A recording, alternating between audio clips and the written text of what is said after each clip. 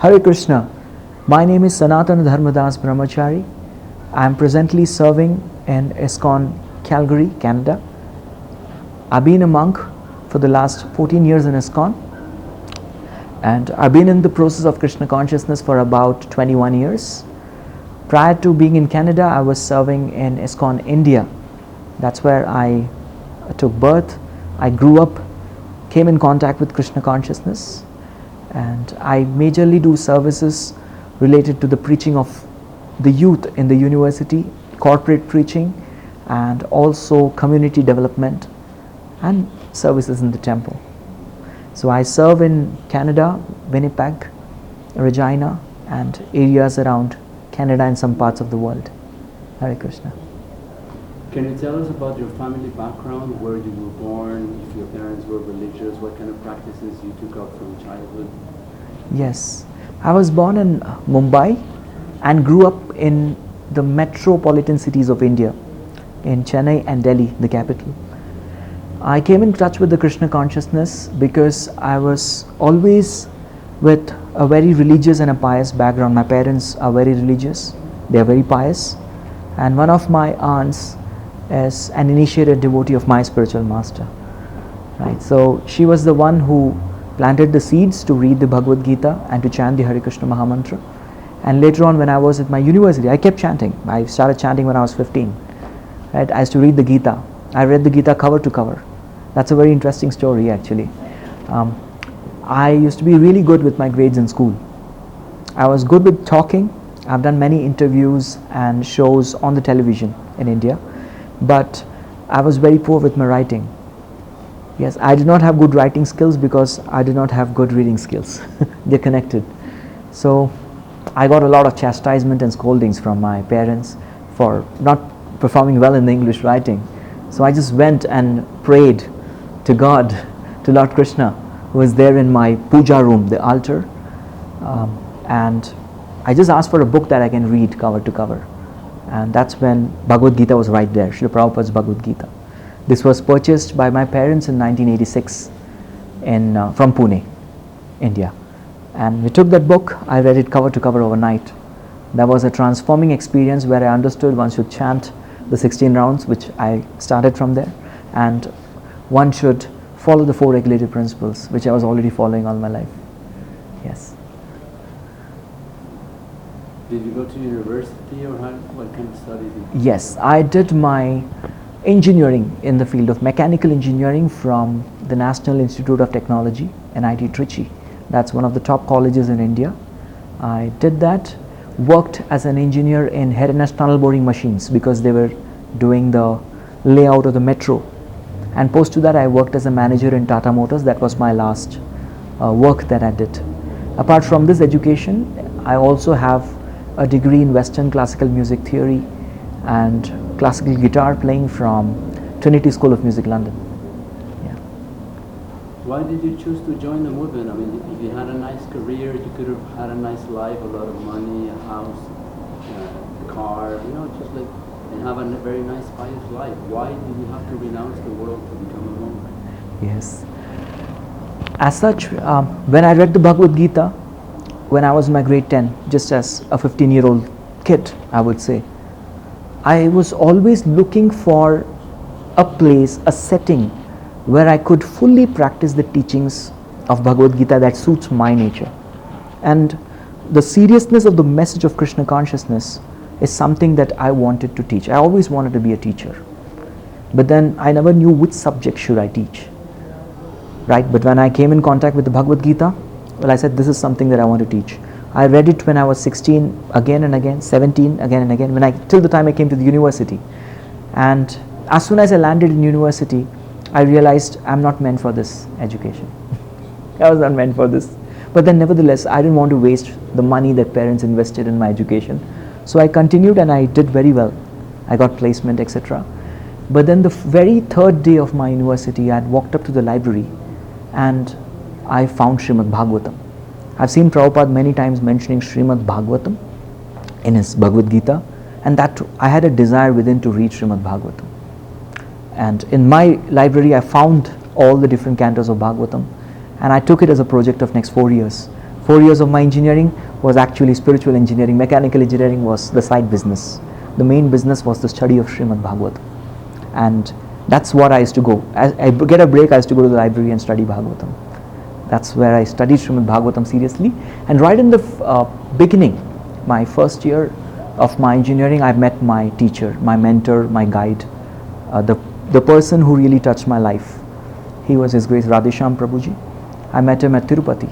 I just happened to go for a vacation with some of my friends, and I met him there, and he's right in the saffron attire. And as soon as I saw him, I got this desire. I was just about 17. I got a desire that I want to be like him. And this desire got planted in my heart. I saw his life, how he leads his life and what he does, his functions, and I just wanted to follow in his footsteps. So that was my seed to become a brahmachari, a monk dedicated when I was 17. I went and expressed to him if I could join him right then.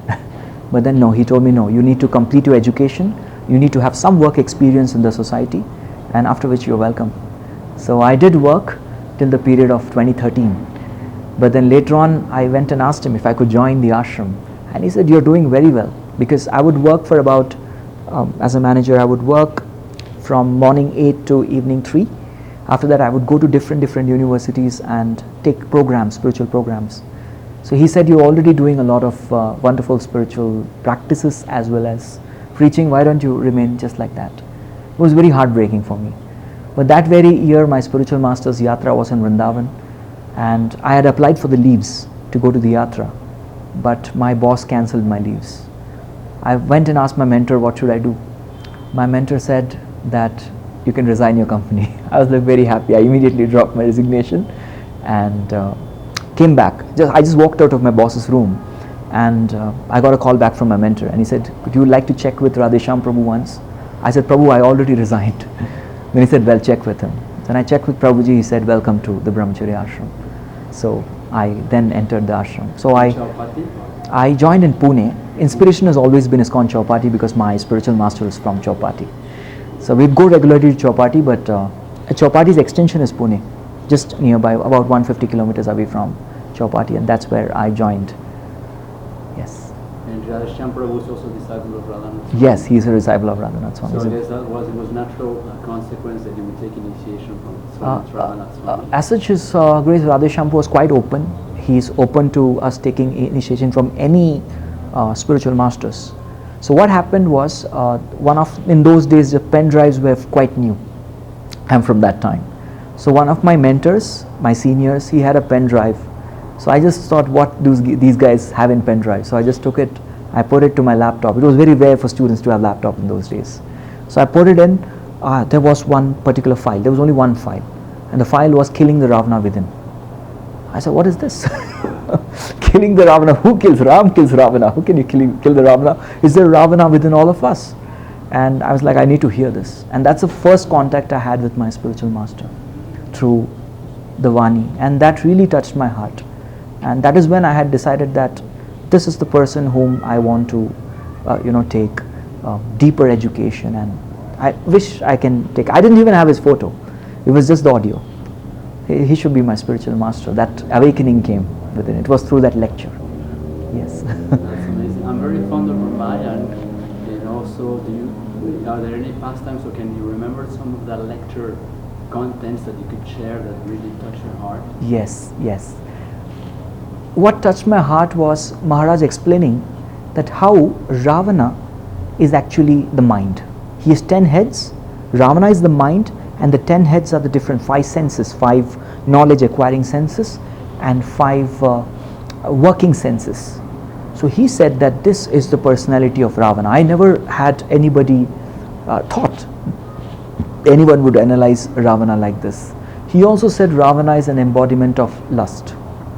Yes, lust. And it is very important to understand that Rama, or the holy name, Nama kills Kama. Nama is the holy name and Kama is that lust. So through Nama you can kill Kama. So I was like, what I found, I loved his storytelling, but more than that I loved his depth of philosophy. Over and above that, I loved his practicality. And that's what really touched me in that lecture. Yes. Exactly. I was going to ask you about that because probably coming from a Hindu background, you had heard these stories many times. Yeah. But now with a Prabhupada disciple giving a practical application of this knowledge. Because we just take it as stories, right? These stories, okay, you take as stories, I never found that we will have a practical application for this. That was something which was touching. Oh, our Shastras are practical at every step? Wow. And I need a guru to explain me that. Without guru, you cannot understand if the Shastras are practical. Yeah. So you approached Maharaj for initiation. How was that process? Initiation ceremony? Actually, approaching Maharaj is very difficult. Even I have met my spiritual master one-on-one personally, maybe only 6-7 times. That's it. It's very hard to think of approaching Maharaj. But how it happened is I had expressed my heart to my mentors. We have a system, we have a counselor system. So you go express to your counselor and your counselors do recommend you, and it was very amazing way in which I got initiated. Many years back, I was in Mumbai for a particular program, and I got a call from His Grace Radha Prabhu, and he called me and told, "Where are you?" I said, "I'm in Mumbai." He said, "I'm going to meet Maharaj, you come with me." And I just boarded the vehicle with Radhesham Prabhuji, and then he had taken me to the initiation ceremony. I was not scheduled to get initiated, but then he just put me in, and I got to meet my spiritual master, and I got initiated like that. So it was a very special. With many others, or just yourself? Many others, but it felt special because it just happened unexpectedly. It happened, and yes, it was a very beautiful experience. Can you talk about your spiritual name, Prabhu? Yes, definitely. My parents gave me the name Siddhartha. Siddhartha. Siddhi Artha. One who fulfills the purpose of his life is called as Siddhartha. Yes, and my spiritual master gave me the name Sanatan Dharma Dās. So, Sanatana means eternal, Dharma means it refers to the occupation of soul. So, the eternal occupation of soul is bhakti. Yes. Occupation is something that maintains ourselves. Prabhupada writes that in the first canto, 2nd chapter, 6th verse. So occupation is what maintains you, and Sanatan Dharma Dās. I am the servant of eternal religious principles, which is bhakti. That's the name my spiritual master gave me. So I think that Mahaprabhu told us, Janma Sarthaka Kori Koro Parapkar. Fulfill your life and then preach this message to others. So my parents gave me the name Siddhartha to fulfill the purpose of life, and my spiritual master told me, you preach the Sanatan Dharma everywhere. So that's a perfect, the sloka, this verse of Mahaprabhu fits very well.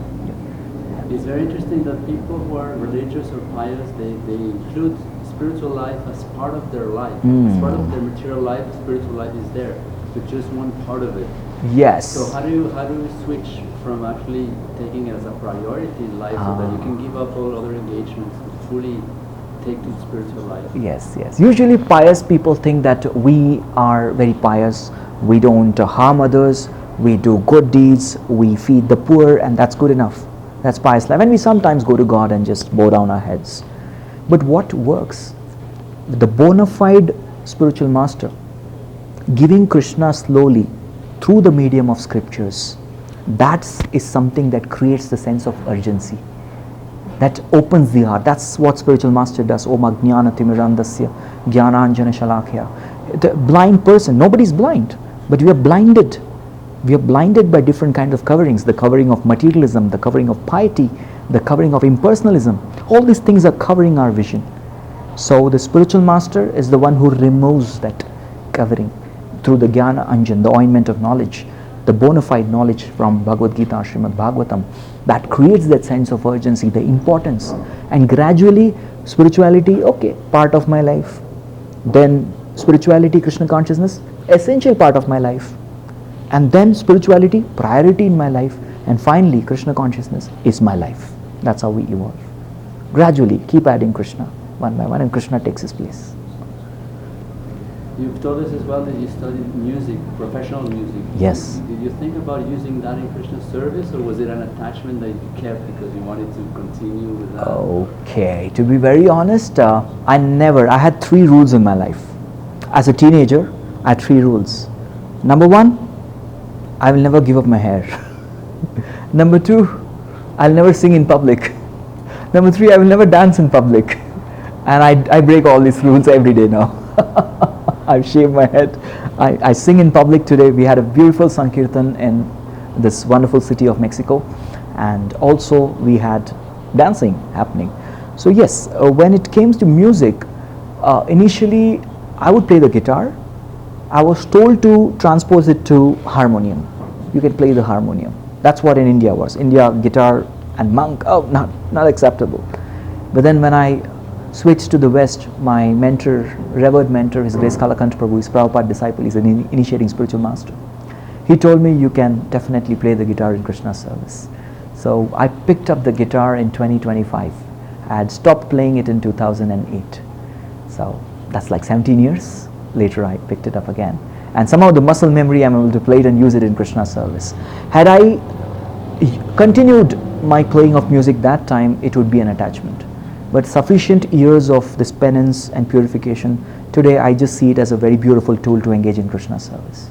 That's beautiful. Then we'll ask you to play some song, but before that, definitely, can you sure. tell us about what happened? You stayed some more time in India, and then you wanted to go abroad, or how was it that yes. the spiritual master allowed you to leave Yes, India? yes, good.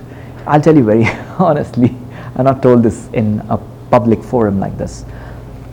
I never had a passport because I met my Shiksha Guru when I was like 17. Usually in India you make passports at 18 unless you have to travel somewhere out. So I had no reason to travel abroad, so I just casually asked my mentors and teachers if do I need to make a passport. They said, nah, never mind, West is all Maya. So you just be in India and practice, but live in India, die in India.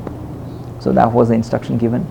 And somehow during the lockdown period, I just started this online preaching, and somehow many devotees from different parts of the world, they were pretty happy with my humble service, and they would call me to different Zoom meetings. Oh, because all classes, Bhagavatam classes would happen online.